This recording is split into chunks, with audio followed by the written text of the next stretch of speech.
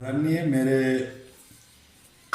युवा साथियों, माताओं और बहनों, आज मैं आपके सामने रमजान और मौलिक अधिकार, उस आत्मिक क्रांति की बात करने जो रोजा हमें सिखाता है और उस संवैधानिक चेतना की बात करने जिससे भारत का संविधान हमें सौंपा है। रमजान का महीना हमें संयम, अनुशासन और आत्मनिरीक्षण सिखाता है और भारत का संविधान हमें समानता, स्वतंत्रता और गरिमा के साथ जीने का अधिकार देता है। जब ये दोनों मिलते हैं तो केवल इबादत नहीं होती, इंसाफ की स्थापना होती है। मौलिक अधिकार केवल किताबों में नहीं, जीवन में होना चाहिए। हमारे संविधान ने हमें जो मौलिक अधिकार दिए हैं, समानता का अधिकार, धर्म की स्वतंत्रता का अधिकार और गरिमा के साथ जीने का अधिकार, वे केवल अनुच्छेदों की भाषा नहीं, वे भारत की आत्मा है।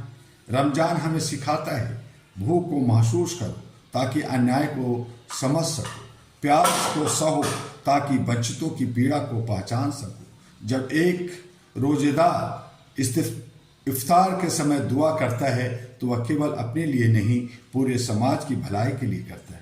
यही तो संविधान की आत्मा है, सबका अधिकार, सबकी गरिमा। धर्म की स्वतंत्रता जिम्मेदारी के साथ हमें निभानी चाहिए। भारत विविधताओं का देश है। यहाँ मंदिर की घंटी भी बजती है, मस्जिद से आजान भी गूंजती है, गुरुद्वारे में कीर्तन भी होता है और चर्च में प्रार्थना भी। रमजान हमें याद दिलाता है कि धर्म की स्वतंत्रता केवल अधिकार नहीं बल्कि सह अस्तित्व की परिचय भी है। अगर हम अपने अधिकार चाहते हैं तो हमें दूसरों के अधिकारों की रक्षा भी करनी होगी। यही भारत की असली ताकत है, यही संविधान की असली पहचान है। समानता रोजा का असली संदेश है। रमजान का रोजा अमीर और गरीब के बीच की दीवार को गिरा देता है। जब सब एक साथ रोजा खोलते हैं तो पद, पैसा और प्रतिष्ठा पीछे रह जाते हैं। रोजा हमें सिखाता है कि भूख का कोई धर्म नहीं होता, दर्द की कोई जाति नहीं होती और इंसानियत की कोई सीमा नहीं होती। अगर हमारा समाज अभी भी भेदभाव में उलझा है तो हमें रमजान के संदेश को फिर से समझने की आवश्यकता है। गरिमा के साथ जीवन हमारा संवैधानिक व्रत है। भारत का संविधान हमें केवल जीने का अधिकार नहीं देता बल्कि सम्मान के साथ जीने का अधिकार देता है।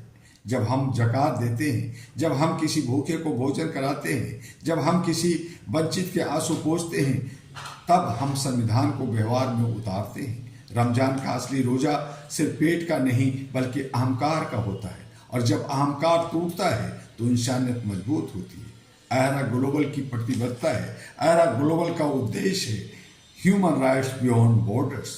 हमारा संकल्प है कि मौलिक अधिकार केवल कागजों में न रहे बल्कि हर गली, हर गांव, हर शहर तक पहुंचे। मैं डॉक्टर एमी दुआ आप सबके सामने यह घोषणा करता हूं, एरा ग्लोबल केवल विचार नहीं, एक आंदोलन है। हम अन्याय के विरुद्ध आवाज उठाएंगे, हम अधिकारों के संरक्षण के लिए संघर्ष करेंगे, हम संविधान की गरिमा को हर मंच पर स्थापित करेंगे। आपसे सवाल है, मैं आपसे पूछता हूं, क्या हम सच में अपने अधिकारों के प्रति जागरूक हैं? क्या हम दूसरे के अधिकारों की रक्षा करते हैं? क्या हम संविधान को केवल परीक्षा पास करने के लिए पढ़ते हैं? ये जीवन में उतारने के लिए कुछ करते हैं?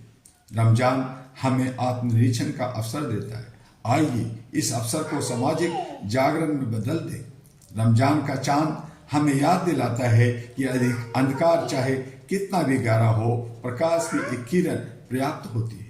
आइए हम सब मिलकर यह संकल्प लें, हम अपने मौलिक अधिकारों की रक्षा करें, हम दूसरे के अधिकारों का सम्मान करें, हम संविधान और इंसानियत के साथ लेकर चलें। एरा ग्लोबल के माध्यम से हम भारत ही नहीं पूरी दुनिया में मानवाधिकार की मशाल जगा कर रखेंगे और यही आप सब मुसलमानों और तमाम जो अलग अलग समुदाय के लोग हैं वो समानता, अपने संविधान, अपने मौलिक अधिकार को समझते हुए रमजान मुबारक। फिर से भारत मजबूत हो, संविधान अमर रहे और इंसानियत विजय हो। अहरा यानी all India human rights association जो आपको दशा दिशा हर एंगल से देना चाहता है, सबको साथ लेकर चलना चाहता है, उसके साथ आइए, सदस्यता ग्रहण कीजिए और विश्व कुटुंब का नारा और विश्व गुरु बनने का जो हमारा सपना है उसे साकार कीजिए। अहरा के साथ, डॉक्टर दुआ के साथ दिल्ली हेडक्वार्टर से संपर्क कीजिए। आपका डॉक्टर दुआ फिर किसी अन्य विषय पर वीडियो लेकर आएगा। आप HRTV अहरा और AG अहरा ग्लोबल को लाइक, सब्सक्राइब, फॉरवर्ड करना ना भूलिए। ये सभी सोशल मीडिया पर उपलब्ध है। जय हिंद, जय भारत।